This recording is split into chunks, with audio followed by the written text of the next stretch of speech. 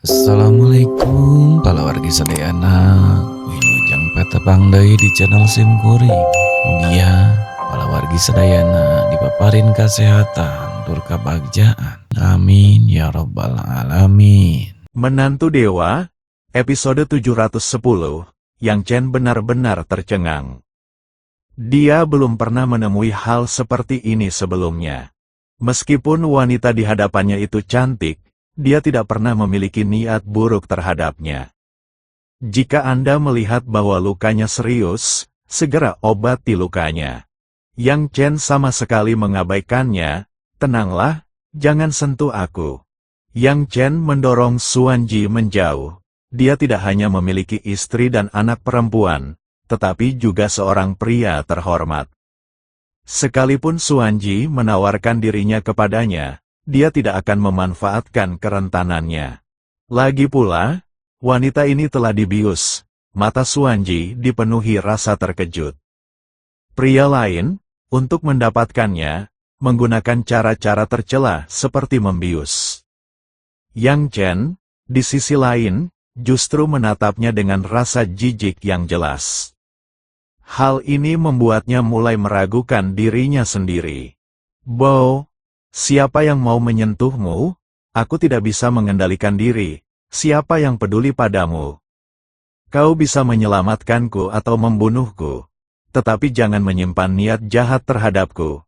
Jangan menyakitiku, atau aku akan menghantuimu bahkan sebagai hantu."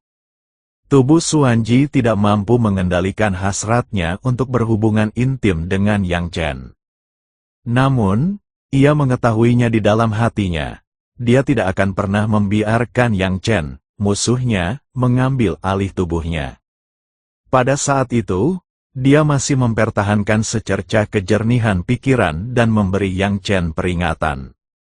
Yang Chen terdiam sejenak. Awalnya dia tidak ingin menyentuh Xuanji. Tetapi Xuanji lah yang berinisiatif melemparkan diri ke pelukannya, dan bahkan mengancamnya agar tidak menyentuhnya.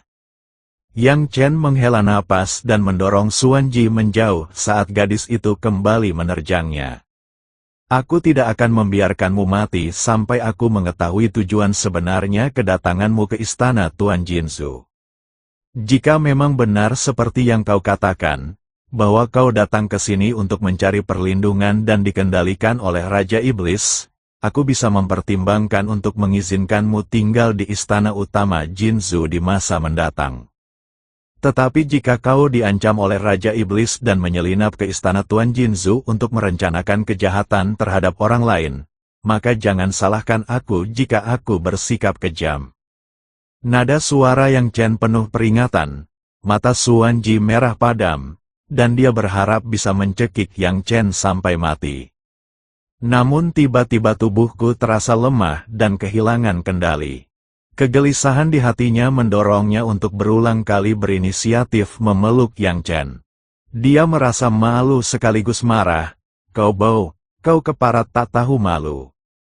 Dia tak kuasa menahan diri untuk tidak mengumpat. Yang Chen tampak tidak senang. Kali ini, dia tidak mendorong Xuanji menjauh. Sebaliknya, dia merangkul pinggang ramping Xuanji dan mencubit dagunya dengan lembut menggunakan tangan lainnya. "Sekarang jawab aku dengan jujur. Apa tujuanmu sebenarnya datang ke kediaman Tuan Jinzhu? Jika kau berani berbohong, aku akan..." Xuanji panik saat melihat seringai jahat Yang Chen. Dengan napas terengah-engah dan cepat, dia bertanya dengan gugup, apa yang ingin kau lakukan padaku? Apa sebenarnya yang ingin kau lakukan?" Yang Chen menyeringai, memperlihatkan gigi putihnya, dan berkata dengan senyum jahat, "Aku sudah menawarkan diriku padamu. Menurutmu apa lagi yang bisa kulakukan?" "Tentu saja, seperti yang kau duga. Pertama-tama mereka akan melakukan itu padamu, lalu melakukan ini padamu, dan kemudian melakukan..." "Jangan terlalu dipikirkan. Aku melakukan ini untuk mendetoksifikasi tubuhmu. Jika tidak, jika obat itu bereaksi sepenuhnya, kau akan mati." Xuanji benar-benar ketakutan mendengar ancaman Yang Chen, dan tubuhnya yang rapuh gemetar. "Bo, Aku akan membunuhmu. Aku akan menggigitmu sampai mati. Dia tiba-tiba memiringkan kepalanya dan menggigit leher Yang Chen. Yang Chen tidak pernah menyangka bahwa wanita ini benar-benar akan menggigitnya. Untungnya, tubuhnya cukup kuat. Tubuh Dao bawaannya tidak mudah ditembus dengan gigitan. Xuanji menggigitnya dan terkejut, sangat sulit. Jika dia berada dalam kondisi kekuatan puncak, dia bisa saja melukai leher Yang Chen jika dia mengerahkan seluruh kekuatannya. Namun, tingkat kultivasinya saat ini ditekan hingga tahap awal alam surgawi tingkat 8, dan dia juga telah diberi obat-obatan. Tubuhnya terasa lemas, dan dia tidak punya kekuatan untuk berbicara. Mengambil gigitan itu justru membuatnya tampak agak ambigu. Yang Chen agak kesal saat itu, dia mencengkeram dagu Xuanji dengan kuat, membuat kepalanya tidak bisa bergerak. Jika kau ingin hidup, jawab pertanyaanku, jika kau berani bertindak gila lagi, aku tak akan ragu untuk mengurusmu sekarang juga. Yang Chen mengancam dengan mengancam, Xuanji meraung dengan sekuat tenaga. Namun, reaksi tubuh yang kuat menyebabkan kata-kata yang keluar dari mulutnya diucapkan dengan suara lembut dan halus. Dia sendiri merasa merinding ketika mendengarnya. "Bo, kau mau membunuhku? Kalau begitu, ayo." Yang Chen menyeringai jahat, "Apakah kau yakin ingin aku membunuhmu?" Xuanji segera menyadari apa yang sedang terjadi. Dia bukan anak kecil, bagaimana mungkin dia tidak mengerti maksud tersirat Yang Chen? Dia tidak rela dihancurkan oleh Yang Chen seperti ini. Dengan segenap kekuatannya, dia mengulurkan tangan dan mencakar Yang Chen dengan ganas. Sebenarnya, dia memanfaatkan kesempatan itu untuk merogoh pakaian Yang Chen dan mencari tas penyimpanannya. Setelah mencari ke sana kemari, mereka tetap tidak dapat menemukan kantong penyimpanan apapun. Tidak ada tas penyimpanan di gua ini, dan dia masih belum bisa menemukannya di tubuhnya, di mana dia menyembunyikan semua harta karunku. Mata Xuanji dipenuhi dengan rasa dendam. Meskipun Yang Chen dapat dengan jelas merasakan Xuanji menggaruknya, dia tidak terlalu memikirkannya. Diyakini bahwa Xuanji kehilangan kendali dan menggaruk secara acak karena pengaruh obat yang kuat. Tak seorang pun menyangka bahwa tujuan sebenarnya Xuanji hanyalah untuk mengambil kembali tas penyimpanannya. Bagaimana mungkin Xuanji membayangkan bahwa semua tas penyimpanan Yang Chen tersembunyi di dalam cincin kaisar di jari Yang Chen? Yang Chen bertanya sambil bercanda, "Bagaimana rasanya? Sekarang giliran saya untuk memimpin, bukan?" Dia sengaja mencoba menakutinya, mengulurkan tangan untuk meraih Xuanji. "Kau, Bo, jangan sentuh aku." Xuanji sangat gugup. Yang Chen kemudian mengancam lagi, "Jawab pertanyaan saya sebelumnya." Xuanji merasa Yang Chen serius, jadi dia menggertakkan giginya dan membantah lagi, "Aku sudah menjawabmu sebelumnya. Saya datang untuk mencari perlindungan kepada pemerintah Jinzhou. Tapi aku tidak pernah menyangka kau akan menjadi orang yang begitu hina dan tidak tahu malu. Aku sangat menyesal datang meminta bantuan kepadamu. Kau bahkan bukan manusia, kau menjijikkan." Dia mulai berteriak dengan marah. Yang Chen merasa skeptis. Di masa lalu, dia tidak akan pernah mendesak Xuanji untuk menjawab pertanyaan-pertanyaan seperti itu. Tapi sekarang kita sudah terlalu banyak melalui hal itu. Kelalaian sekecil apapun dapat berakibat fatal. Dia tidak punya pilihan selain menelan pil pahit dan berperan sebagai orang jahat. Dia mencengkeram kerah baju Xuanji. Dengan sedikit tekanan yang diberikan, hasilnya dapat diprediksi. Jantung Xuanji berdebar kencang, matanya dipenuhi kebencian. Yang Chen tak kuasa menahan rasa merinding, sambil berpikir dalam hati, wanita memang bukan makhluk yang mudah dipermainkan. Xuanji menggertakkan giginya dan berkata, jika kau berani menindasku, aku jamin kau akan menyesalinya. Yang Chen langsung marah. Siapapun yang berani mengancamku, aku jamin dia akan sangat menyesalinya. Setelah mengatakan itu, dia sedikit mempererat cengkeramannya pada kerah Xuanji. Xuanji menggunakan sisa kekuatannya untuk mengangkat lututnya dan menyerang perut bagian bawah Yang Chen. Yang Chen menegang, dia bahkan tidak bisa membayangkan konsekuensi jika dia tertabrak. Dia menyerang lebih dulu, mengangkat lututnya lebih cepat daripada Xuanji dan melayangkan pukulan itu. Lutut Yang Chen mendorong lutut Xuanji dengan kuat. Kekuatan sisa yang menyebar hampir menghancurkan tulang Xuanji, terutama perut bagian bawahnya, yang terasa sangat sakit. Matanya berputar ke belakang, dan dia pingsan karena kesakitan. Yang Chen terdiam sejenak, itu saja, dulu dia sangat garang, seperti seekor harimau betina. Aku bahkan belum mulai menakutinya, dan dia sudah pingsan. Setelah Yang Chen selesai merenung, dia menyadari bahwa dia telah bertindak agak berlebihan dengan lututnya. Sudahlah, mari kita obati lukamu dulu. Dengan kemampuanmu yang biasa-biasa saja, kau sama sekali tidak terlihat seperti seseorang yang memiliki motif tersembunyi. Anggap saja aku terlalu banyak berpikir. Yang Chen menggelengkan kepalanya. Lagi pula, dialah yang membuat wanita itu pingsan bahkan sebelum memahami kebenaran masalah tersebut. Dia menghela napas dan mulai mengobati luka Xuanji. Dia membalikkan Xuanji, menyalurkan sebagian energi spiritual ke telapak tangannya, dan dengan lembut menepuk punggung Xuanji. Energi spiritual ini sebenarnya sedang diblokir. Apa yang terjadi? Apakah benar-benar ada sesuatu yang salah dengannya? Atau mungkin ada rahasia tersembunyi di balik pakaian ini? Jika itu orang lain, energi spiritual di telapak tangan Yang Chen pasti sudah memasuki tubuh mereka. Namun ketika berhadapan dengan Xuanji, dia tidak mampu menyelamatkannya. Energi spiritual di telapak tangannya diblokir secara paksa. Ini adalah pertama kalinya Yang Chen menemui hal aneh seperti itu. Apa yang harus saya lakukan? Apakah saya benar-benar harus melihat pakaian Xuanji? Yang Chen ragu-ragu. Pada akhirnya, setelah mempertimbangkan dengan matang, dia memutuskan untuk bertindak. Kita harus mengambil pakaian Xuanji terlebih dahulu. Karena pakaian menghalangi jalannya, dia sama sekali tidak bisa menyelamatkannya. Namun, jika tidak diobati, mengingat kondisinya saat ini, Xuanji mungkin tidak akan bertahan hingga subuh.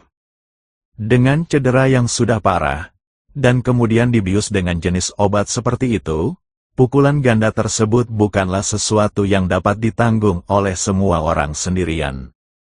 Aku melakukan ini untuk menyelamatkanmu, bukan untuk mengambil keuntungan darimu. Yang Chen menghela napas dan bergumam pada dirinya sendiri sambil menatap Xuanji yang tak sadarkan diri. Setelah menjelaskan, mereka mulai bertindak. Seketika, punggung yang indah terlihat. Yang Chen mengosongkan pikirannya dari segala pikiran. Setelah memeriksa pakaian Xuanji, dia menemukan bahwa penyumbatan energi spiritual di telapak tangannya disebabkan oleh pakaian itu sendiri. Pakaian ini sebenarnya adalah artefak magis pelindung. Meskipun tingkatannya tidak terlalu tinggi, pakaian ini menyelamatkan nyawanya. Yang Chen melemparkan pakaian itu ke samping. Menyelamatkan nyawa adalah prioritas saat ini. Saat berhadapan dengan tubuh yang memikat itu, Yang Chen sama sekali tidak memiliki pikiran jahat, ia hanya memiliki satu pikiran di benaknya, menyelamatkan orang tersebut. Baginya, dia akan menyesalinya seumur hidup jika Xuanji meninggal.